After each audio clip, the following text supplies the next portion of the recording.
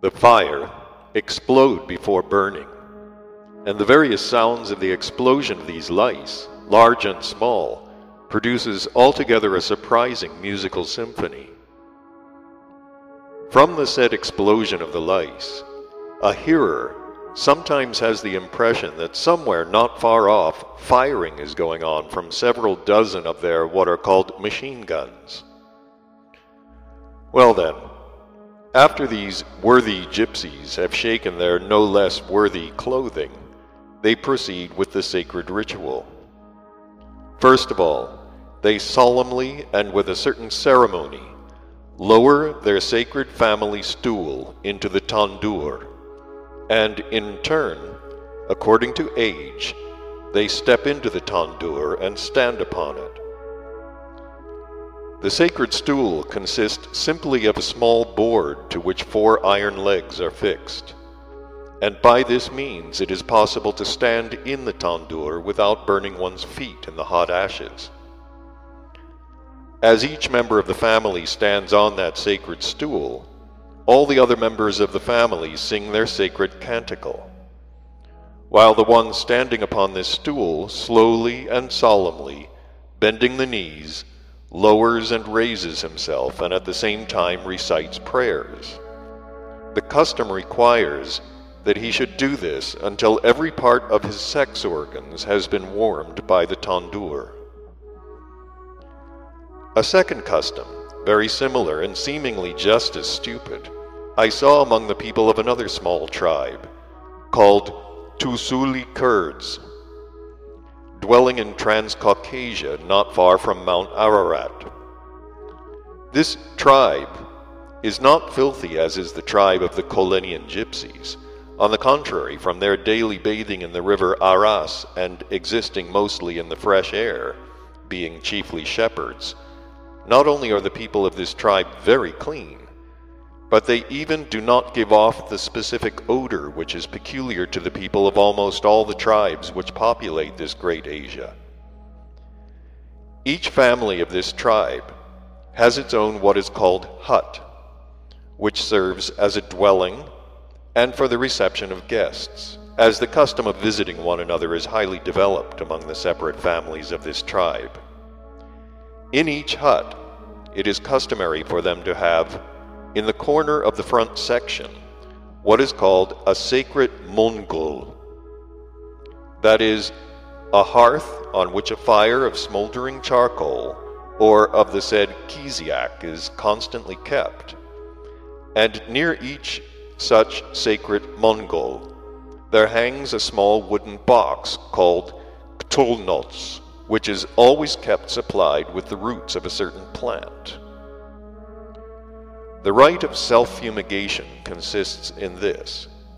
that every member of the family and every guest of either sex, before going into the principal section of the hut, is obliged to enter this sacred mongol, in order, as they say, to purify himself from the influence of those evil spirits by which man is surrounded when he is busy with honest work. And this purification is carried out in the following manner. Each person going into the hut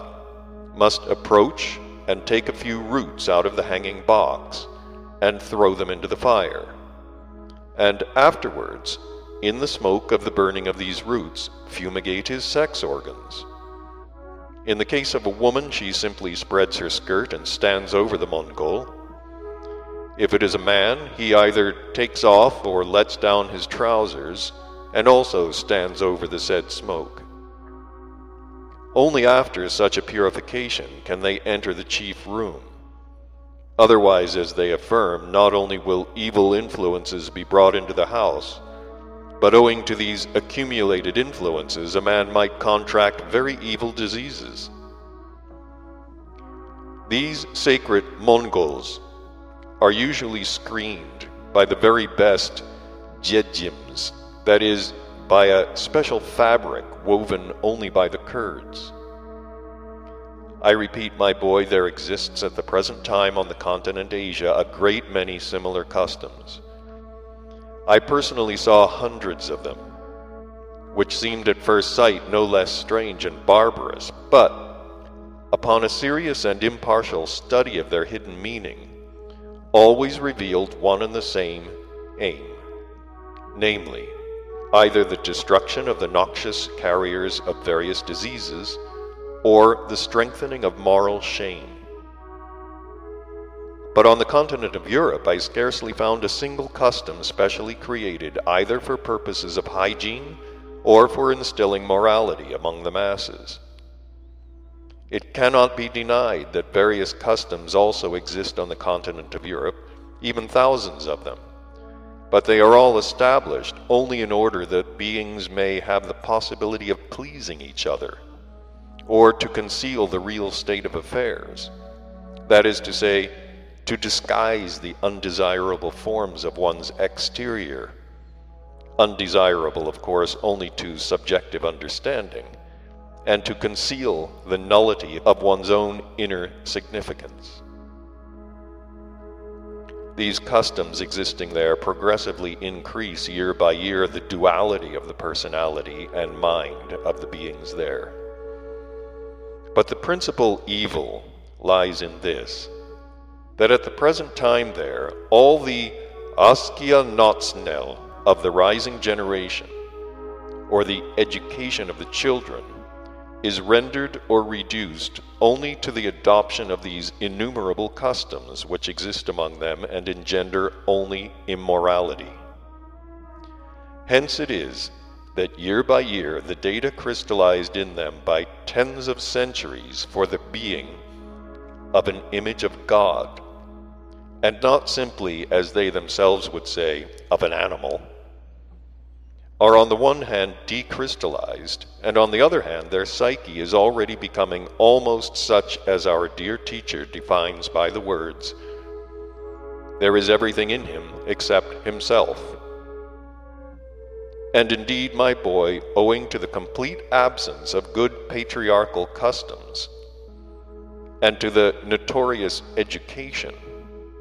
the contemporary beings of that continent have already become completely transformed into what are called automatons, or living mechanical puppets.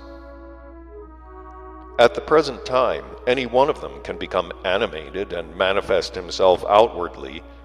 only when there are accidentally pressed the corresponding what are called buttons of those impressions already present in him, which he mechanically perceived during the whole of his preparatory age. But unless these buttons are pressed, the beings there are in themselves only, as again our highly esteemed Mullah Nasruddin says, pieces of pressed meat. It must without fail be remarked here that one of the principal causes of the state of the beings of contemporary civilization is also that same onanism of theirs, a disease which in recent times has come to be almost epidemic there, and which is in its turn also a consequence again of their education of children, thanks to a certain maleficent idea established among its rulers, and which is already, as it were, an inseparable part of the consciousness of everybody, namely, their maleficent idea that to speak to children about the sex question is absolutely improper. And further,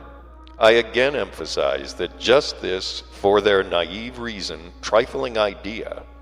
the significance of which none of them takes into consideration, considering it simply as what they call a question of decency or indecency, is the chief cause